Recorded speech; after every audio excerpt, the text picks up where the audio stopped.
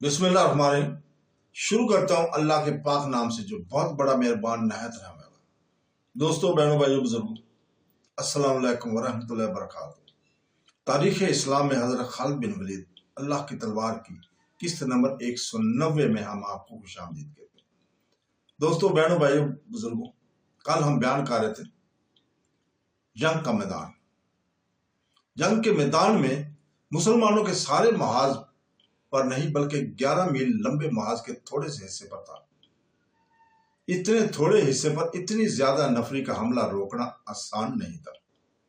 رومی پیادے بڑے آ رہے تھے، حالانکہ ان کا نقصان خاصا زیادہ ہو رہا تھا۔ مسلمان تیر اندازوں اور نیزہ بازوں نے جب دیکھا کہ رومی سر پر آ گئے تو انہوں نے تلواریں نکال لی اور مار کیا کہ خون ریزی میں اضافہ ہو گیا۔ حضرت ابو عبیدہ رضی اللہ تعالیٰ عنہ اور حضرت خالد بن ولید رضی اللہ تعالیٰ نے اپنے دماغ حاضر اور حوصلے قائم رکھے۔ صورتحال ایسی ہو گئی تھی کہ محاذ کے جس حصے پر اتنا زوردار حملہ ہوا تھا اسے کمک سے مزید مضبوط کیا جاتا، لیکن حضرت خالد بن ولید اس سے بھی زیادہ خطرہ مول لینے والے سلار تھے۔ انہوں نے محاذ کے کسی اور حصے کو کمزور کرنا مناسب نہ سمجھا۔ مجاہدین کو معلوم تھا کہ وہ کتنے کچھ ہیں اور ان کے پاس کیا ہے۔ انہیں حالات میں لڑنا تھا۔ وہ دیکھ رہے تھے کہ جنگ فیصلہ کن ہوگی، چنانچہ انہوں نے کمک اور مدد کی امید دل سے نکال پھینکی تھی۔ مدد کے لیے وہ صرف اللہ تعالیٰ کو پکارتے تھے۔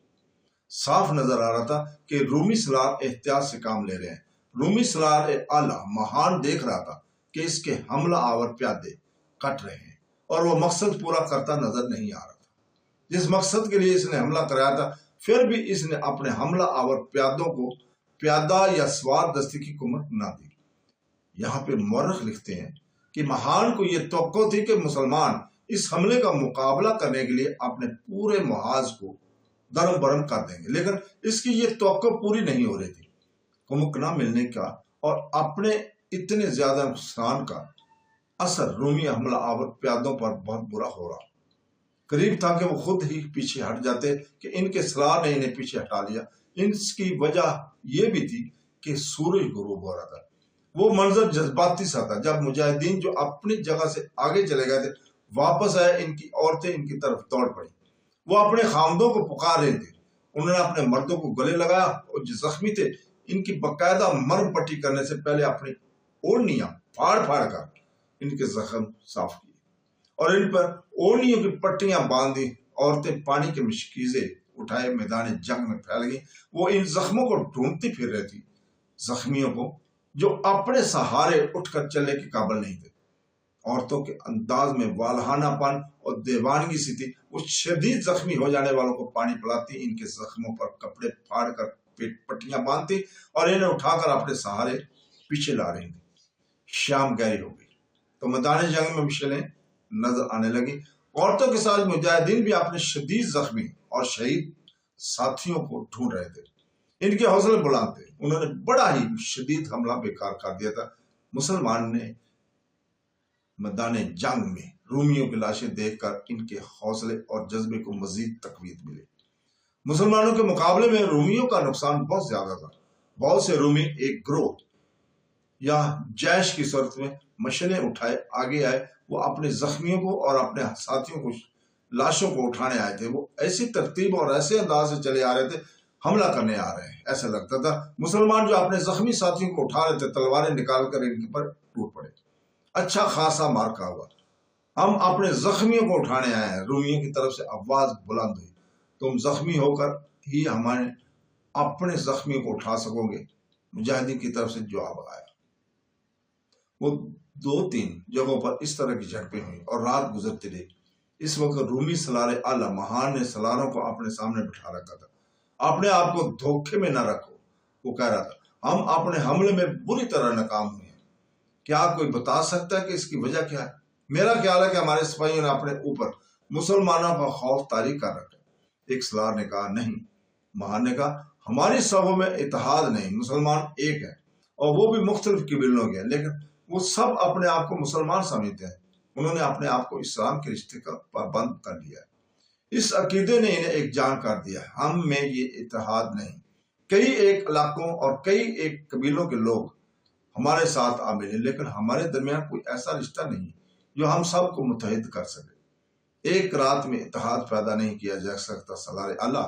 ایک پرانے سالار نے کہا ہمارے درمیان اتحاد نہ ہونے کا مطلب تو نہیں کہ ہم ایک دوسرے کو پسند نہیں کرتے، ہمیں انہی حالات میں لڑنا ہے۔ ہاں، مہان نے کہا ہمیں انہی حالات میں لڑنا ہے، میں مایوس نہیں ہوں، ہمیں کوئی طریقہ اختیار کرنا پڑے گا۔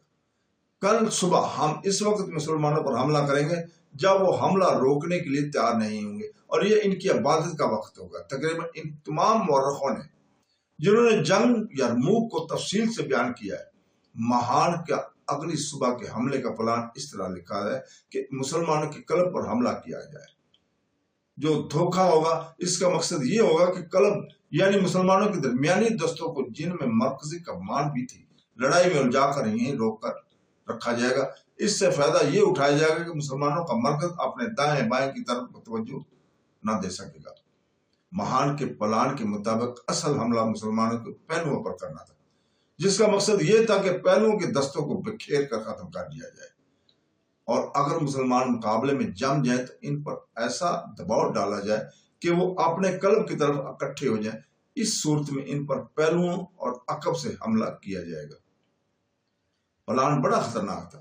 رومی کی نفری اتنی زیادہ تھی کہ اس کے بل بوتے پر اپنے پلان کو کامیاب وہ کر سکتے تھے۔ جاؤ اپنے دستوں کو صبح کے حملے کے لیے تیار کرو، مہان نے کہا، لیکن تیاری ایسی خاموشی سے ہو کہ پتہ نہ چلے۔ مسلمانوں جاسوس ہمارے ارد گرد موجود رہتے ہیں۔ رات کو ہی مہان نے اپنا خیمہ کھلوا لیا اور ایک چٹان کی سب سے اونچی چوٹی پر لے کر نصب کرا دیا تھا۔ وہاں سے تمام تر محاذ کو وہ دیکھ سکتا تھا۔ اس نے تیز رفتار گھوڑوں والے قاصد اپنے ساتھ رکھ لیے اور اپنا حفاظتی دستہ بھی اپنے ساتھ لے گیا۔ دستے کی نفری 2000 تھی۔ دونوں طرف کی فوجوں کے درمیان 1.5 میل کا فاصلہ تھا۔ حضرت خالد بن ولید حزب معمول دشمن کی نقل و حرکت پر نظر رکھنے اور اطلاع دینے کے لیے اپنے آدمی آگے بھیج رکھے تھے، لیکن دشمن کے محاذ کی صورت ایسی تھی کہ قریب جا کر کچھ دیکھنا ممکن ہی نہ تھا۔ اپنے آدمی بلندیوں سے دیکھتے رہتے تھے۔ مسلمان فجر کی نماز پڑھ رہے تھے۔ آگے کیا ہوا، ایک آدمی دوڑتا ہوا آیا اور حضرت خالد بن ولید کو بتایا کہ رومی تیار ہو کر ترتیب میں آ رہے ہیں۔ ترتیب کیسی ہے؟ حضرت خالد بن ولید نے پوچھا۔ ترتیب حملے کی معلوم ہوتی ہے، جاسوس نے جواب دیا۔ پہلے 10 بجے تھے، پھر ان کے دستے بڑی تیزی سے ترتیب میں آ گئے۔ سوار گھوڑے پر سوار ہو چکے ہیں، ہو نہیں سکتا کہ رومی کہیں اور جا رہے ہیں۔ حضرت خالد بن ولید نے کہا وہ حملے کے لیے ہی آ رہے ہیں۔ حضرت خالد بن ولید کچھ پریشان بھی ہوئے، لیکن وہ حوصلہ ہارنے والے نہیں تھے۔ تیاری کا وقت نہیں تھا۔ اگر رومی تیار تھے تو انہوں نے مسلمانوں کو اس حالت میں آگ دبوچنا تھا جب وہ تیاری کر رہے تھے۔ انہوں نے بڑی تیزی سے تمام سالاروں کی اطلاع بھجوا دی کہ دشمن کا حملہ آ رہا ہے۔ مسلمان جب تیار ہو رہے تھے، اس وقت رومی لشکر اپنے محاذ سے چل پڑا تھا۔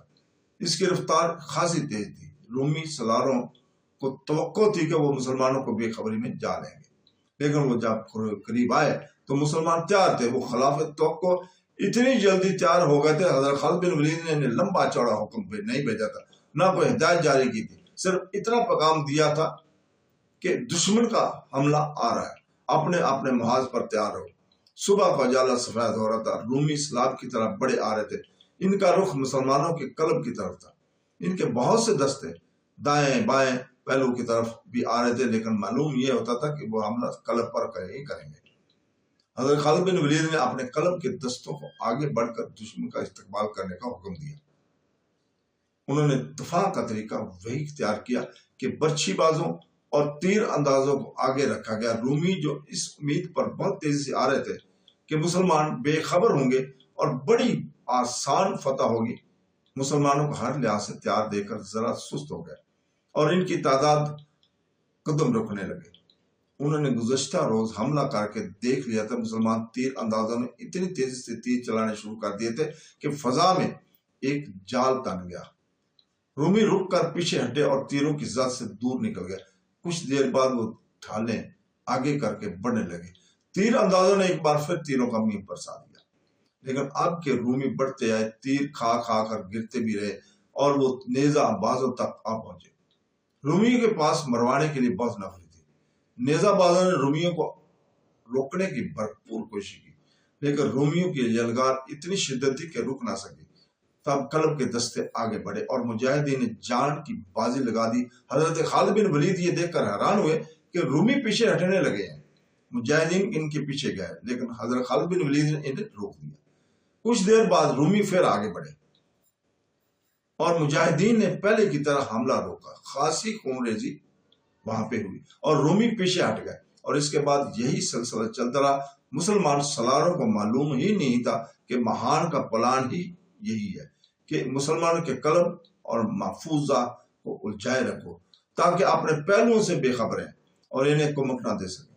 حضرت خالد بن ولید اس دھوکے کو سمجھ تو نہ سکے، لیکن انہوں نے ہر حملہ اس طرح روکا کہ مرکزیت اور جمعیت کو درم برم نہ ہونے دیا۔ رومیوں نے پیچھے ہٹ کر مسلمان سالاروں کو موقع دیا کہ وہ جوابی حملہ کریں، لیکن حضرت خالد بن ولید نے اپنے دستوں کو دفاع میں ہی رکھا، اور اس سے ان کا مقصد یہ تھا کہ رومی کی نفری اور کی جسمانی طاقت زائل ہوتی رہے۔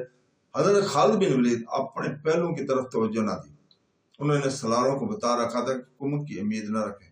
سالاروں کو بھی اپنی بے مائگی کا احساس تھا، اور یہ احساس اسلامی لشکر کہ ہر ایک فرد کو تھا۔ صورتحال کتنی ہے، اگر گونگ ہو جائے مدد صرف اللہ تعالیٰ کی طرف سے ہی ملے گی۔